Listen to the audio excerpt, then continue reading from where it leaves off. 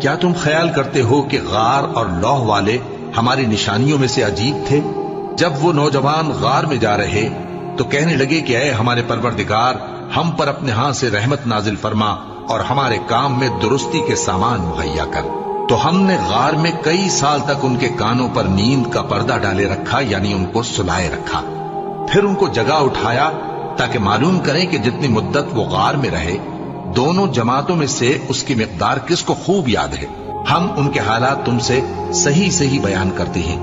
وہ کئی نوجوان تھے جو اپنے پروردگار پر ایمان لائے تھے، اور ہم نے ان کو اور زیادہ ہدایت دی تھی، اور ان کے دلوں کو مربوط یعنی مضبوط کر دیا۔ جب وہ اٹھ کھڑے ہوئے تو کہنے لگے کہ ہمارا پروردگار آسمانوں اور زمین کا مالک ہے، ہم اس کے سوا کسی کو معبود سمجھ کر نہ پکاریں گے۔ اگر ایسا کیا تو اس وقت ہم نے بے عقلی کی بات کی۔ ان ہماری قوم کے لوگوں نے اس کے سوا اور معبود بنا رکھے ہیں، بھلا یہ ان کے معبود ہونے پر کوئی کھلی دلیل کیوں نہیں لاتے؟ تو اس سے زیادہ کون ظالم ہے جو اللہ پر جھوٹ باندھے؟ اور جب تم نے ان مشرکوں سے اور جن کی یہ اللہ کے سوا عبادت کرتے ہیں ان سے کنارہ کر لیا ہے تو غار میں چل رہو، تمہارا پروردگار تمہارے لیے اپنی رحمت وسیع کر دے گا اور تمہارے کاموں میں آسانی کے سامان مہیا کرے گا۔ اور جب سورج نکلے تو تم دیکھو کہ دھوپ ان کے غار سے داہنی طرف سمٹ جائے، اور جب غروب ہو تو ان سے بائیں طرف کترا جائے، اور وہ اس غار کے کشادہ حصے میں تھے۔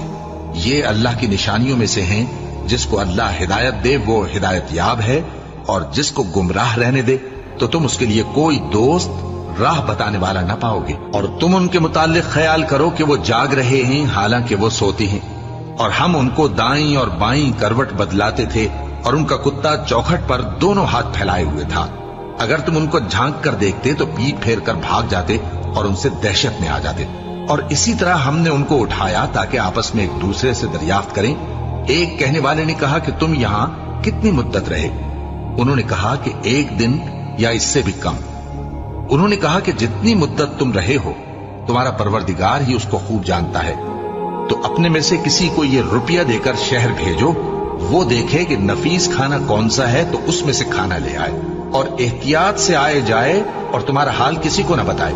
اگر وہ تم پر دسترس پا لیں گے تو تمہیں سنسار کر دیں گے یا پھر اپنے مذہب میں داخل کر لیں گے، اور اس وقت تم کبھی فلاح نہیں پاؤ گے۔ اور اسی طرح ہم نے لوگوں کو ان کے حال سے خبردار کر دیا تاکہ وہ جانیں کہ اللہ کا وعدہ سچا ہے، اور یہ کہ قیامت جس کا وعدہ کیا جاتا ہے اس میں کچھ شک نہیں۔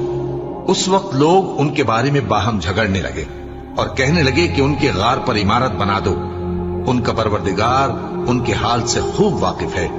جو لوگ ان کے معاملے میں غلبہ رکھتے تھے وہ کہنے لگے کہ ہم ان کے غار پر مسجد بنائیں گے۔ بعض لوگ اٹکل پچو کہیں گے کہ وہ 3 تھے اور چوتھا ان کا کتا تھا، اور بعض کہیں گے کہ وہ 5 تھے اور چھٹا ان کا کتا تھا، اور بعض کہیں گے کہ وہ 7 تھے اور 8واں ان کا کتا تھا۔ کہہ دو کہ میرا پروردگار ہی ان کے شمار سے خوب واقف ہے، ان کو